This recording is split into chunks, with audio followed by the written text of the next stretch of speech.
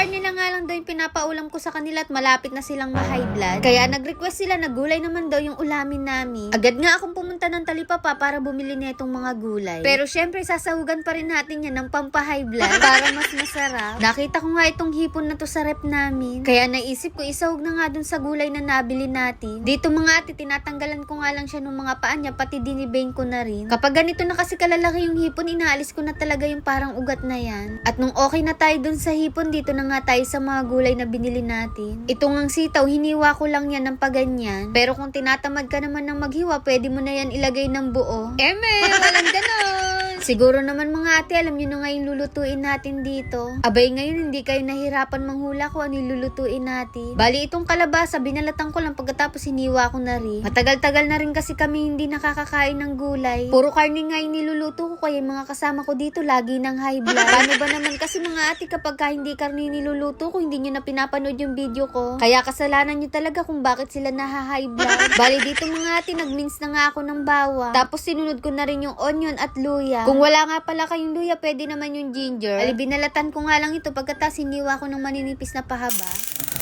At dito naman sinalang ko na yung aking pan pagkatas nagpainit na ng mantika at inumpisaan ko na ring maggisa. Inuna ko lang gisahin dito yung luya, sinunod ko na yung sibuyas at tuloy yung bawang. At nung lumabas na nga yung aroma nila, isinunod ko na nga dito yung malalaking hipon natin. Ginisa-gisa ko nga lang ito dito hanggang sa magkulay orange na. At nung okay naman na, hinango ko na rin ito isa-isa dahil itatabi ko muna. Dahil lulutuin naman natin yung mga gulay. Matitigas kasi yung kalabasa at sitaw. Kapag hindi natin hinango yung hipon, ma-overcook naman. Dito ginisa ko nga lang yung kalabasa pagkatapos isinunod ko na nga yung sitaw. Sabay tinimplahan ko na nga ito ng patis at pamintang duwag-duwag. Mas maraming paminta, mas masarap. Namiss ko nga yung ganitong lutong ulam. Ang sarap kasi neto lalo kapag magata, tapos malapot yung sabaw niya. Bali tinakman ko nga lang ito para maluto nga yung mga gulay pagkatapos inilagay ko na nga dito yung koko ni mama. Simutin lang natin ito dahil Diyos ko ang mahal na ng mga bilihin. Hinalo-halo ko lang yan at inihalo ko na rin dito yung mga hipon. Tapos maglalagay na rin tayo ng dalawang siling panigang. Tinakpan ko nga lang ito para kumulo at hanggang sa maluto. Kung makikita nyo dito mga ate, malabnaw pa yung sabaw niya. At pakukuluin pa natin yan hanggang sa lumapot na parang ganito na. At grabe, tingnan nyo naman, itsura pa lang nakakatakam na talaga. Ewan ko na lang kung hindi ka magutom kapag napanood mo to lalo't dis oras ng gabi. At eto na nga ang ating ginataang kalabasa at sitaw. Agad na nga ako sumandok dito mga ate, gutom na ako. Pero syempre hindi lang naman ako ang kakain dito, kaming lahat na. Tanghalian na rin kasi. Dahil nakapagluto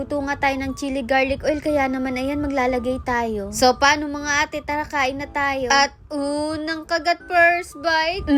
Ang sarap. Kita nyo naman yung nabili naming hipon, napakatataba nga. Abay sinipsip ko nga yung ulo, wag naman sana akong ma-high blood. Ang tamis nga ng lasa ng hipon na to. Pampalinaw nga daw ng mata yung kalabasa. Kaya ayun, pagkatapos kong kumain nito, nakita ko wala ka talagang pag-asa sa crush mo. At hindi yun Kita nyo naman si ate Kat, yung sarap na sarap nga siya sa pagkain dito. Abay naglagay na nga rin dito ng chili garlic oil. Sobrang na-enjoy na naman nga namin dito yung pagkain, kaya yung craving certified na naman yung mag-ate. At ayun lang, bye-bye!